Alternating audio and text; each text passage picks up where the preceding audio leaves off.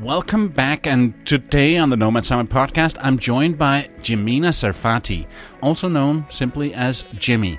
She's an Argentine entrepreneur and nomad traveler now based in London. But like many of our guests on this show, her life and work have not exactly followed a straight line. Jimmy has been location independent for several years, working while traveling across countries and continents, building her own business, and figuring out what freedom actually means when your office can be almost anywhere. She runs Jimmy & Co., a backend operations consultancy where she helps coaches and service providers clean up the messy systems behind their businesses, the workflows, the tools, the admin, and all the invincible stuff that can quietly drain your time and energy. And more recently, she built HolaDear, a private digital postcard product, without being a developer. Using no-code and AI tools, she went from idea to a working version in just a few days and a functional product in a matter of weeks. So today we're talking about what that actually looked like behind the scenes, not the shiny LinkedIn version, but the real version, what worked, what broke, what she had to learn, and what it means when non-technical founders can suddenly build their products faster than ever before. We also get into pricing and undercharging, especially how cultural backgrounds can shape the way we think about work, money, and value. Jimmy grew up in Argentina with a mindset of at least you have a job, and we'll talk about what she had to unlearn when building a business across borders. And since she's not exactly doing just one thing, we'll also talk about being multi-passionate without becoming scattered. She's running a consultancy, building an app, launching a podcast, and writing a book, which sounds either inspiring or slightly insane, depending on the day. This is a conversation about systems, freedom, and no-code, AI, business, travel, and building a career that doesn't fit neatly into one box. We got a lot to cover, so we better get started. My name is Palle Bo. Welcome to the Nomad Summit Podcast, episode 60, Built Different, No Code, AI, and the New Nomad Entrepreneur. Hello.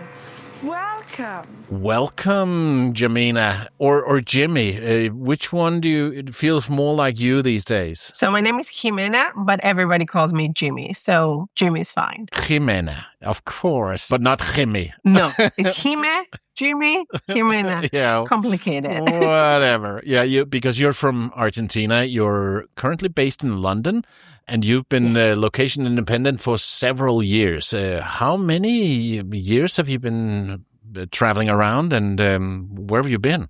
So traveling around, it's been like 16 years, but as like nomad or location independent, it's been around 6. So I went full time in like September 2020. Oh, wow. In the middle of the pandemic. Yes. That's a good time. Exactly. Because the world was so open. I was like, I can work remotely. That's all I wanted. Yeah. And I remember I was in lockdown for 9 months. I was in Cape Town, and I started traveling again in November. And then a year and a half later, I heard people say, I can't wait till we can travel again. And I said, what do you mean? I've been traveling nonstop since, and I was all over the planet. So it got more difficult, and my nose was sore from all the COVID tests. Oh, yeah. But other than that, it was possible. Yeah, no, in 2020, I still had my retail job. So I was still based here. And in September, I was like, thank you, bye. I'm going to do my thing. And a few months later, once things reopened here in the UK, as soon as it reopened, I just went straight to Barcelona to see my friends. Okay, yeah. And like I said, you're from Argentina, but you're also got a little bit of Polish in you. I got a little bit of a lot of things in me. But yeah, from my mom's side, my great-grandparents were Polish. Yeah. From the south. So you're blessed with a Polish passport as well. I am indeed. Yeah. But why London? What brought you to London? Were you thinking, I need to find one of the most expensive cities in the world? I know everybody tells me the same thing. I moved to New Zealand. I did a working holiday visa there. And on my way back, that I was traveling for like 4 months, I stopped in London before going back to Argentina and before moving back to New Zealand. The problem is that while I was traveling New Zealand had their earthquake in 2011 In Christchurch. February in Christchurch. Yeah. So they stopped giving visas out. So my boss just told me, wait it out. By the end of the year, you got the World Cup, like the rugby one, and you're going to be able to come back. They're going to reopen. And I was like, okay. But I didn't want to stay in Argentina and wait. Mm-hmm. So I went back to the last place that I had visited, which I was 24. I was like, oh, this looks nice. So I moved to London, and then I met a guy and I stayed. That didn't last long, but I ended up staying here. Yeah. But New Zealand is nice, and the people are so friendly. I love New Zealand. Yeah. It's an amazing place. It's just so far away. It is. I went straight by myself for the first time from Argentina to New Zealand. Wow. And I was like, okay, this is nice. It was just like the landscape as well. It has a lot of similarities to Argentina. I was like, we're in the same kind of latitude and stuff. Mm-hmm. I was like, I can see this. This is nice. And I spent most of my time in the South Island, just close to the mountains and stuff. Yeah. And we think, it's almost Australia, but going from Australia to New Zealand is far too. Yeah, that's the thing. Like, it seems that they're close, but even when you look at the map, you're like, actually, there's a lot of ocean around them, and it's quite a bit more south. Exactly. But you are also in the extreme travel community. We met briefly at Extraordinary Travel Festival 2 years ago. We didn't talk a lot. Are you coming back for the one in October in Bangkok? Of course. Yes, I am. Super excited about it. Awesome. So we need to hang out a bit more there because obviously I'm coming as well. Yeah.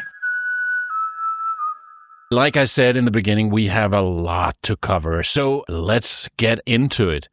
You run something called Jimmy & Co., where you help coaches and service providers fix messy systems and workflows. Can you tell me a little bit about what you do? Sure. So as you were saying, it's like people come in and they're like, oh, I want to have this onboarding. And I'm like, okay, tell me your steps. Just walk me through it. And then I start like mapping it out. What I usually see is that people can't visualize what they want to do because they've never seen it. They're like, oh, I just send this and then I wait. And I'm like, can we streamline this? Can we reduce the steps? Mm-hmm. Can we automate? Especially when you're a solopreneur, you've got a small team, following up with people, it takes time. And then it's like, oh my God, I forgot to send this email, or they haven't sent the contract. What I help them do is just that. Build a workflow that we can streamline, especially when it comes to follow-ups, reminders, all of that to be automated.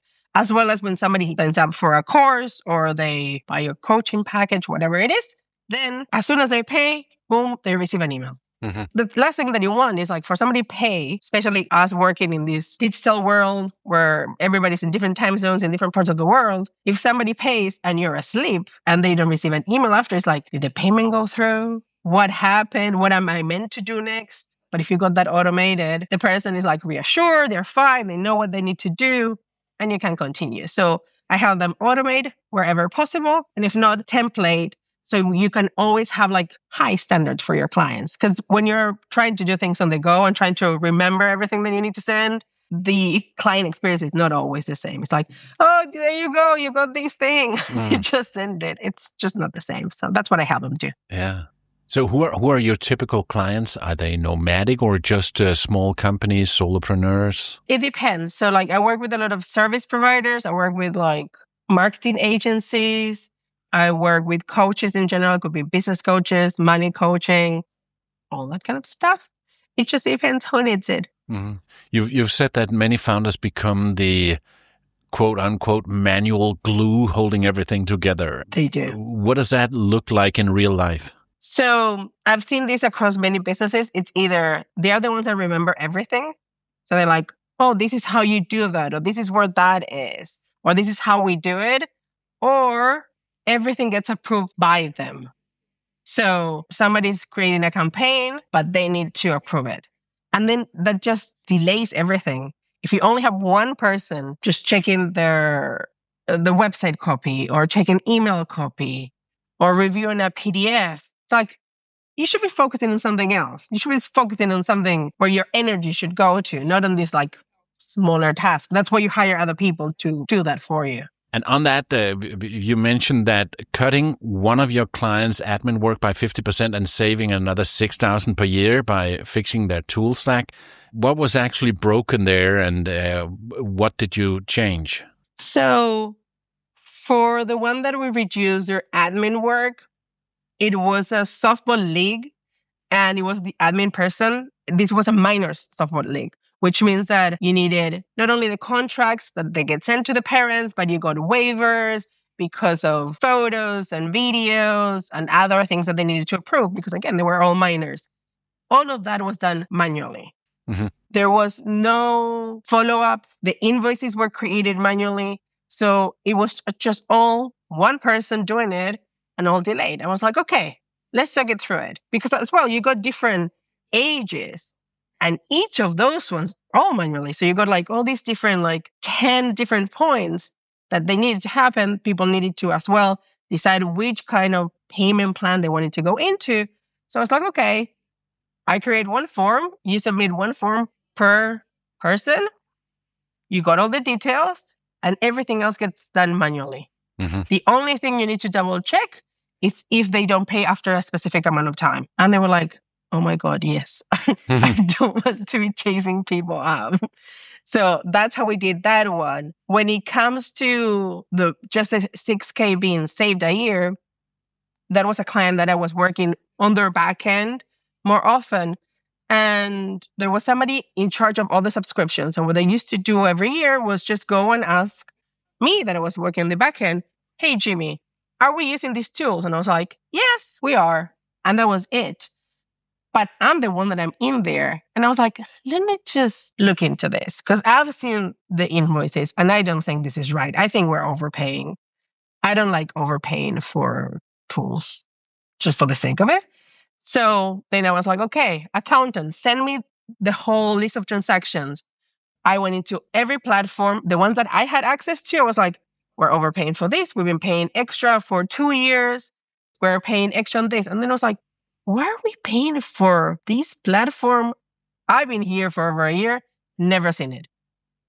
And I do all the tech. How come this is possible?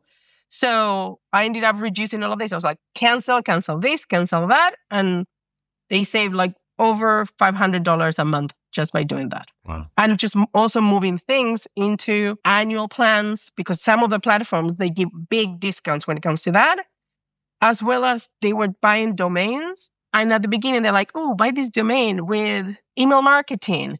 And then they never cancel it, but those domains weren't connected to anything.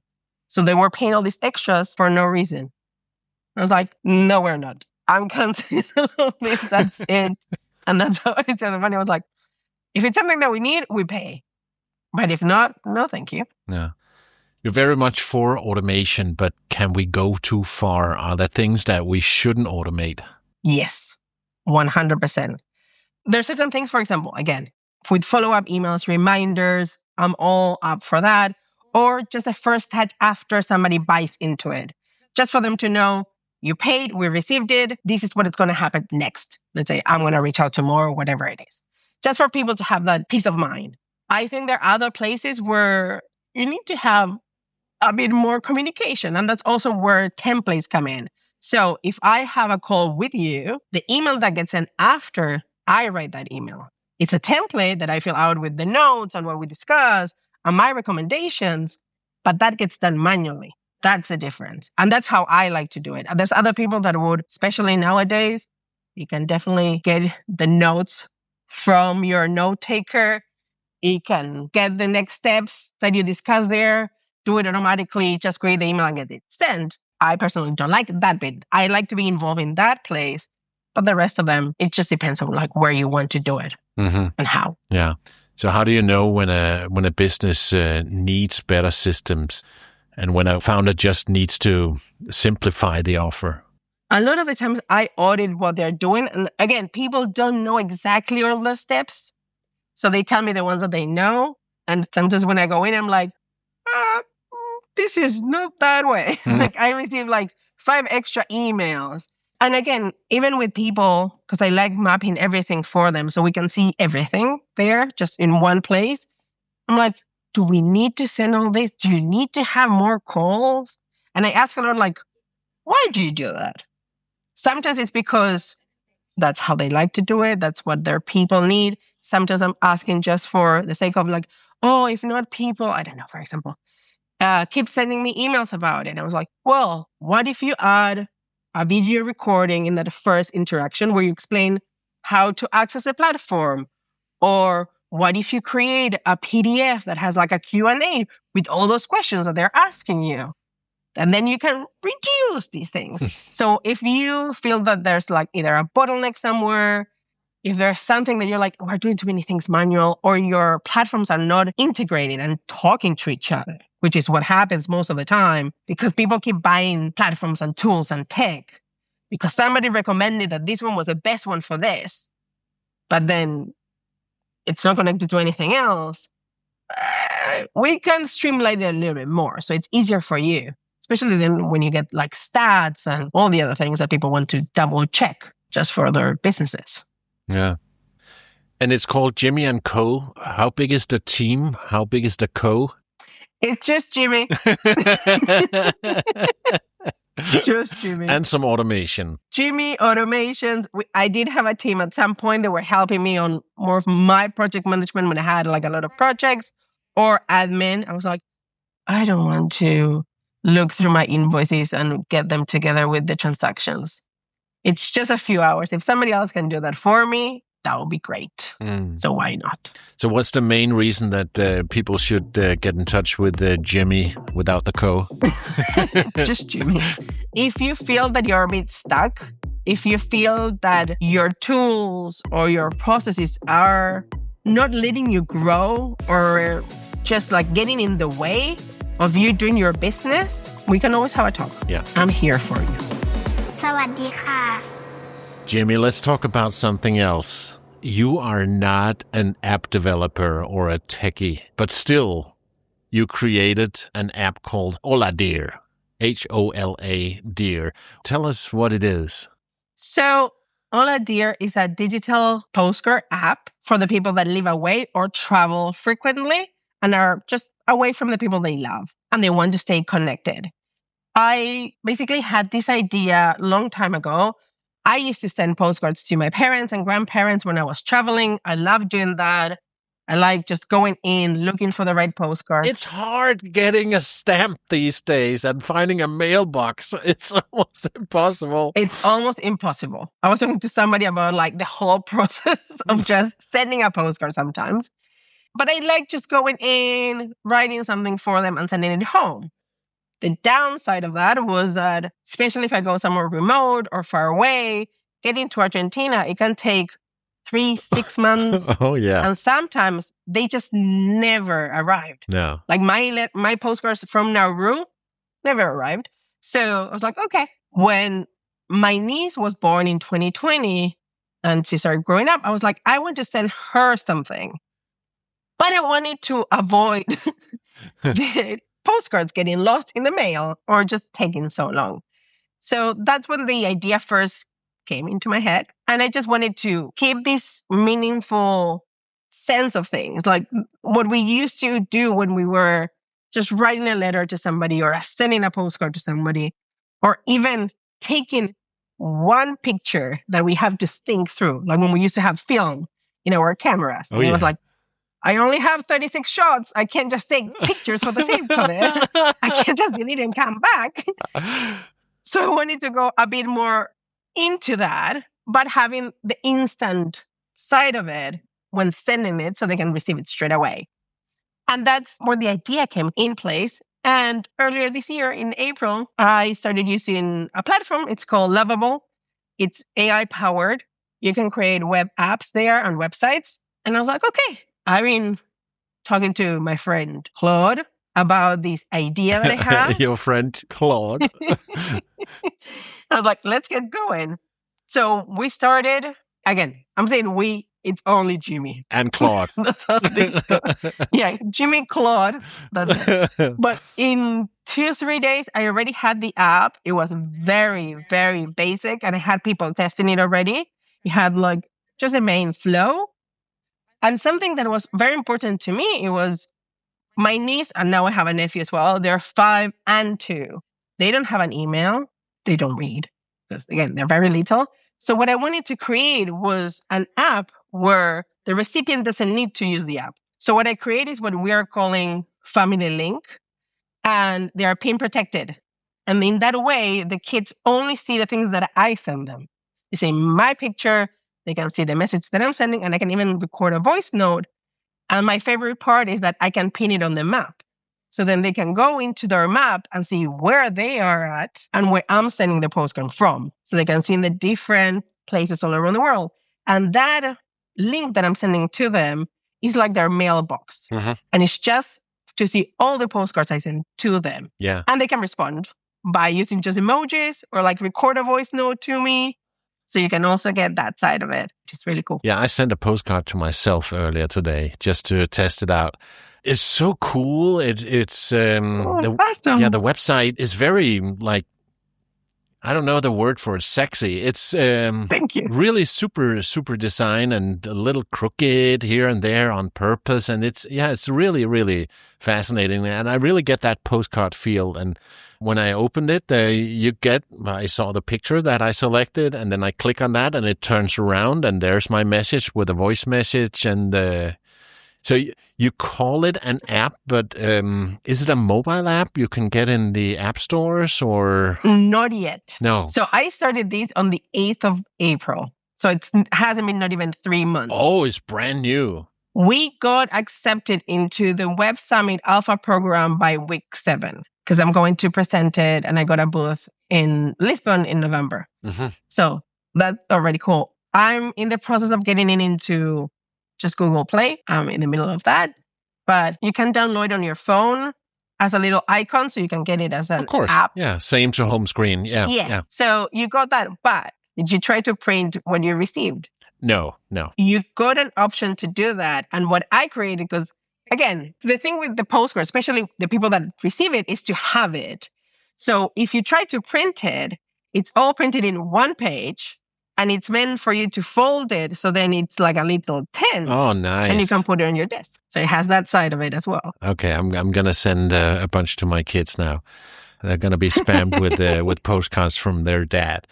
I noticed that it was free, so it's not something that you monetize yet. Yeah, exactly. So I'm planning on creating a plan, but The sending a postcard will be free forever. yes, I think it's going to be more about amount. Like how many postcards can you get? Most of the features, I want them to be available. Mm-hmm. The family link, that's the whole point of it. And also you got the kids version, but you got the adult version as well.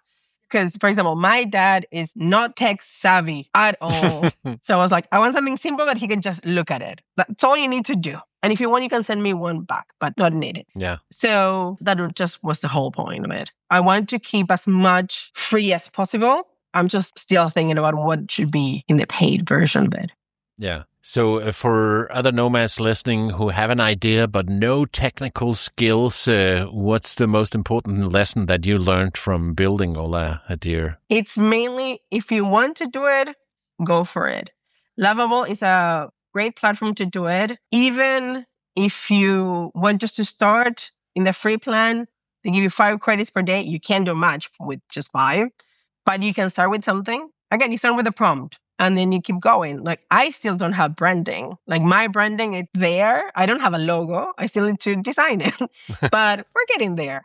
The main thing was like, does it work? Do people like it? Is it easy to use? Yes. So if you want to do it, try it out. Like I was thinking about it for years. And then not even 3 months later, ta-da! We got it out and running. Yeah, that's amazing. Congratulations on that, and congratulations on being accepted into the Web Summit. That must be quite a validation for you. Again, Web Summit is massive. You're talking one of the biggest tech conferences. And I was like, I have my little digital postcard app, and I was like, I know they do like health and travel and bigger things. The girl that was interviewing me about it, she was like, but I like this. This is nice. I was like, yes, I want us to go back to being present in what we're doing and sharing that connection. Because I got WhatsApp with my family. We got a bunch of groups in there. And my mom sends half of the pictures being blurry. So we're not looking at those pictures. Let's be honest. Yeah. You want massage? No hash? You grew up in Argentina with the mindset of at least I have a job. Yes. I guess that culture was also something that played in when you need to price yourself for things. Yes. Latino culture, because I've talked about this with other Latino friends that I got. We are used to hustling and having different kinds of jobs and stuff like that all the time just because that's how you pay bills. But when I was living at home and growing up, we complain in general, especially people in Buenos Aires. But I was complaining about work and I was like, I'm working overtime and I'm not getting paid for it. I commute 4 hours a day because it was like 2 hours to get there and 2 hours to go back. Wow. I was like, I'm doing all this and I still don't get paid enough. And like, I remember, and again, this was years ago. And Argentina situation, you never know. So it's always problematic. But I remember asking for a raise at home and I was doing everything. I was an office manager there, like the admin of a travel agency. And I used to help them with their hotel, with their restaurant, and 3 owners, all their stuff. And I asked for like 500 pesos. That back then, I don't remember how much it was, but it was, I don't know, like $10. And she was like, I will give you 400. And I was like, do you understand that I see what you spend every week? I know that you just bought a flat that was $1.5 million in one of the most expensive neighborhoods in Argentina. And you are telling me no to this when I'm managing all of those things for you. And everybody would always tell me like, well, you got a job at least. If you don't like it, you can look for another one, but you know it's hard. But that's not fair. Like I'm doing so much. Why? So when I started my business, that money mentality was there. And it was like, why would somebody pay for my services? They don't know. Imposter syndrome. Oh, to the max. Oh, yeah. To the max.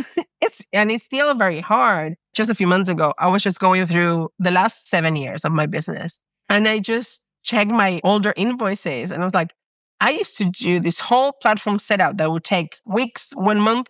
And I would charge £300. And those are hours and hours of doing a whole platform setup. And I was like, I think I wasn't charging enough. No. And even now, again, I've been working on this for 7 years. When I first had to increase my prices because I was just not a general virtual assistant and the pricing was double, every time I had to say it, I was like, my heart, I can't. This is so hard to say. And even now when I look at my prices, I was like, I know my prices are not. They're in the price range for the services I provide, but they are more towards the lower end. Yeah. Because for me, even now, it's very hard. Even now, Jimmy. Oh, God. Like there was one of the packages that I sold was the biggest package I sold ever. And I had to say the price. And I was like, okay. Honestly, I guess if you could go back to the younger self, you would speak in a way that you understood. You need to stand up and take some more. Don't you think that there's a 20-year-old Jimmy that would go back to the Jimmy you are today and tell you the same thing? But that's the thing. Because when it comes to stand up for myself, I do it. But when it comes to money, that's the thing that is hard. And for example, my parents have businesses and things like that. And I tell now my dad, and I'm like, you need to increase your prices. You've been charging these people the same amount for the past 10 years. And again, Argentinian economy changes a lot. So what they were getting for that money before, it's nothing now.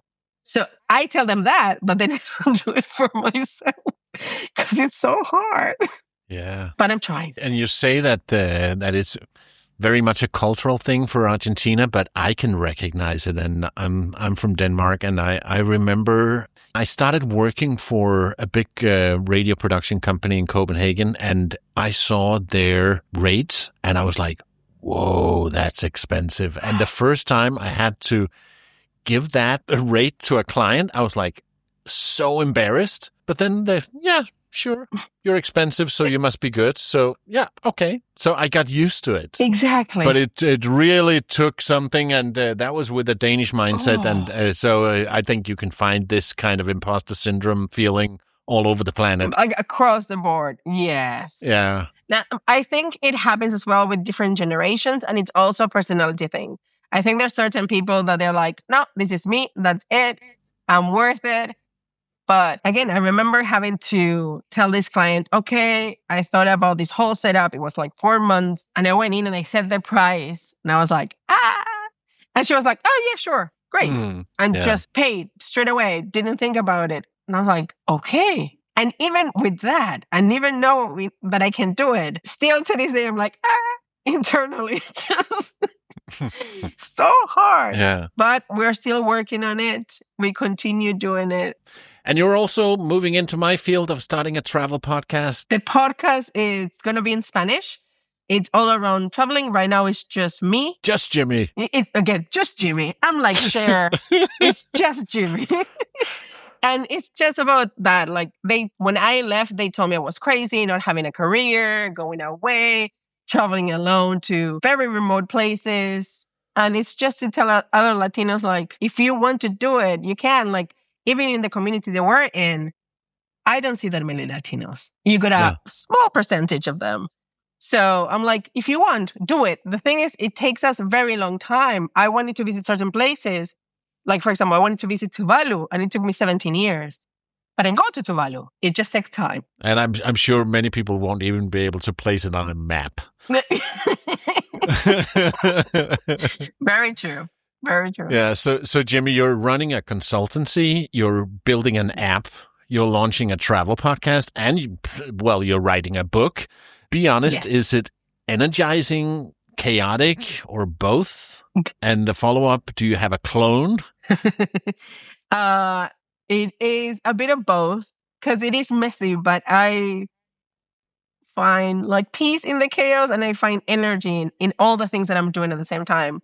I'm also working with something to do with Lego as well.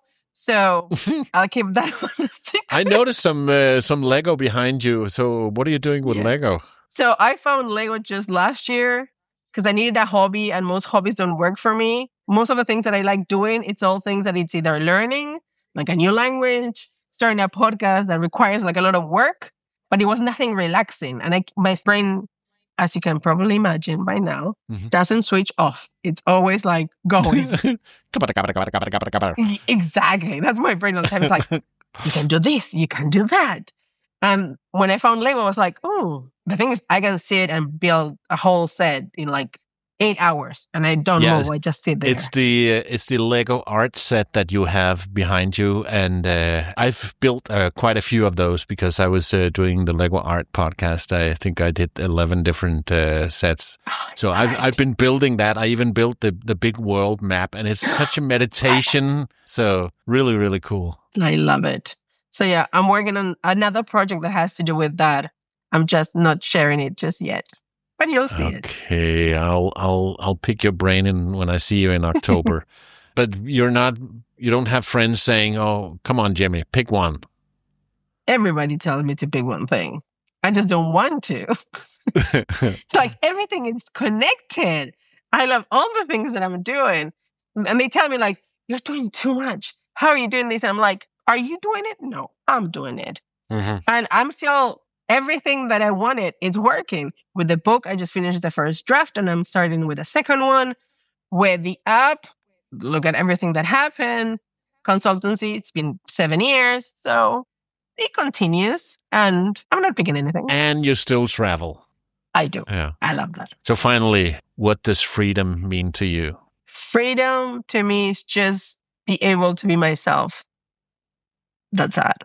Everything that comes with it, because now you got a bit of what's going on in my brain and a bit of my personality to give back. I don't think I know even a fraction of it. So the website's called jimmyand.co. You also have an Instagram that's Jimmy and Co. and your LinkedIn profile and your HolaDear website. So I'll put all those links in the show notes of this episode, and go check it out because it's interesting stuff, and maybe you can come back and tell me what's happening inside Jimmy's brain. Thank you so much. Thank you, Jimmy. This episode was hosted by me, Palle Bo. I also produced it with my production company radioguru.co.uk. No hash. The theme music is created by Divya Shea, aka Divi, the audio nomad. สวัสดีค่ะ If you found this episode valuable, make sure to follow the podcast and tell a friend.